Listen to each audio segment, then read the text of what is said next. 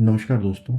स्वागत है आप सभी का मेरे चैनल स्टॉक टॉक। आज का जो वीडियो है वो एक बिगिनर्स गाइड है हमारे नए इनकम टैक्स बिल को समझाने के लिए। लेकिन शुरू करने से पहले अगर आप पहली बार मेरे चैनल पे आए हैं तो आप सब्सक्राइब बटन जरूर दबा दीजिए ताकि हम ऐसे ही यूनिक फैक्ट्स आप तक पहुंचा सकें। ये जो नया टैक्स बिल है ये मौजूदा टैक्स लॉ में फेरबदल करने के लिए पेश नहीं किया गया था। इसके बजाय इसका प्राइमरी मोटिव पुराने एक्ट से कई सेक्शंस को रीऑर्गेनाइज और रिफ्रेज करना था ताकि उनको कम कंफ्यूजिंग बनाया जा सके। इसे लॉन्ग सेट ऑफ रूल्स को व्यवस्थित करने जैसा समझें ताकि आपको ये समझ में आ सके कि आप पर क्या लागू किया जा रहा है। यह पुराने कानून में बिखरे हुए सब सेक्शन, प्रोविजन और अमेंडमेंट्स की बड़ी संख्या को कम करने और इसे 600 पेज में संक्षिप्त करने का एक प्रयास है जो पहले 800 पन्नों का था।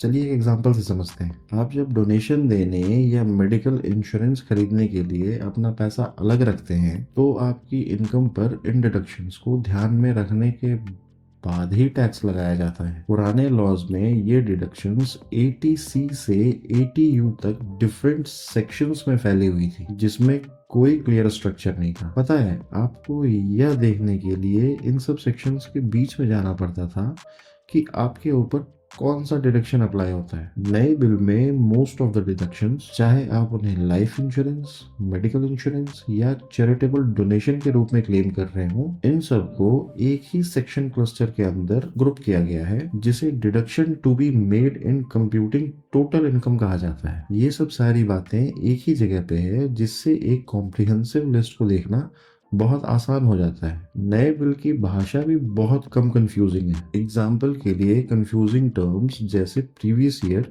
और असेसमेंट ईयर ले लेते हैं। पुराने बिल में प्रीवियस ईयर वो वर्ष था जिसमें इनकम अर्जित की जाती थी और असेसमेंट ईयर वो वर्ष था जिसमें इनकम टैक्सेबल थी। और लोग अक्सर इसे मिक्सअप कर देते थे कि उन्हें टैक्स फाइल करते समय असेसमेंट ईयर या प्रीवियस ईयर में से क्या मेंशन करना चाहिए। यहाँ तक कि टैक्स डॉक्यूमेंट और रिटर्न फाइल में भी PY वर्सेस AY को क्लैरिफाई करना पड़ता था। नए बिल में इन सब सारे शब्दों की जगह सिर्फ एक शब्द रखा गया है, टैक्स ईयर, यानी कि वो अवधि जब आप इनकम अर्न करते हैं, मतलब पैसा कमाते हैं। इसीलिए अगर आप टैक्स रिटर्न फाइल कर रहे हैं तो AY 25-26 के बारे में चिंता करने के बजाय टैक्स ईयर 2024-25 देखें। ओल्ड टर्म्स को रिप्लेस करने के अलावा नया बिल नए टर्म्स को भी इंट्रोड्यूस करता है। एग्जाम्पल के लिए हम लोग वर्चुअल डिजिटल स्पेस को लेते हैं। नए बिल में इस शब्द को किसी भी ऑनलाइन या डिजिटल एनवायरनमेंट के रूप में डिफाइन किया गया है जहां पर यूजर इंटरैक्ट, स्टोर और डेटा ट्रांसफर कर सकता है। इसमें emails, social media, online banking and trading accounts, website storing asset details, cloud services, digital platforms और कुछ ऐसे ही सिमिलर स्पेसेस शामिल हैं। पहले तो आपको ये सारे टर्म्स इतने ज़्यादा इम्पोर्टेंट नहीं लग रहे होंगे, लेकिन जब आपको ये पता चलता है कि ये शब्द सर्च और सीजर ऑपरेशंस के क्लॉज में बहुत ज़्यादा इस्तेमाल होता है तब आप इसको सीरियसली लेते हैं। दूसरे शब्दों में कहें तो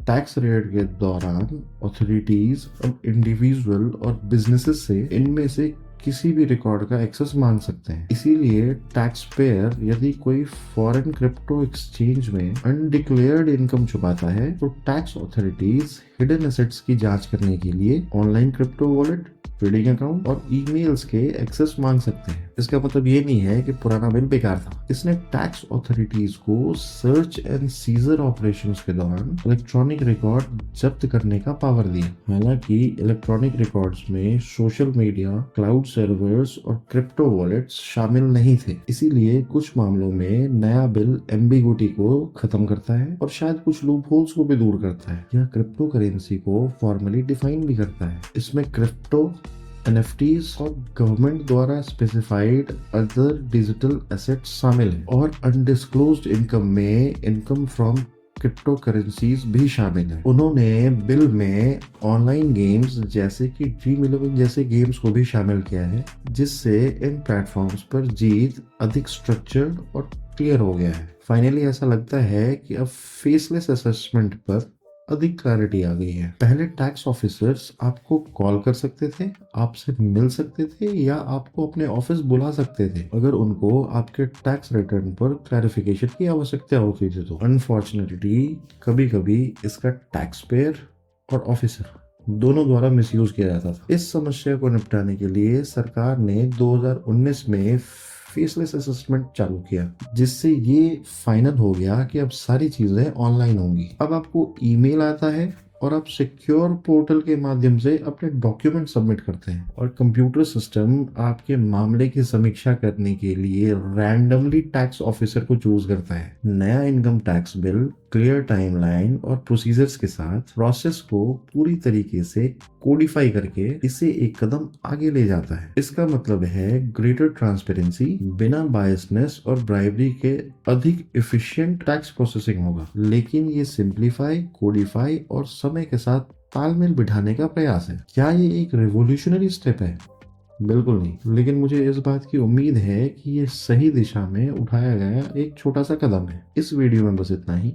अधिक जानकारी के लिए इस वीडियो को लाइक करें, चैनल को सब्सक्राइब करें और शेयर करें ताकि अधिक से अधिक आपके अपनों तक सही जानकारी पहुंच सके। जय हिंद।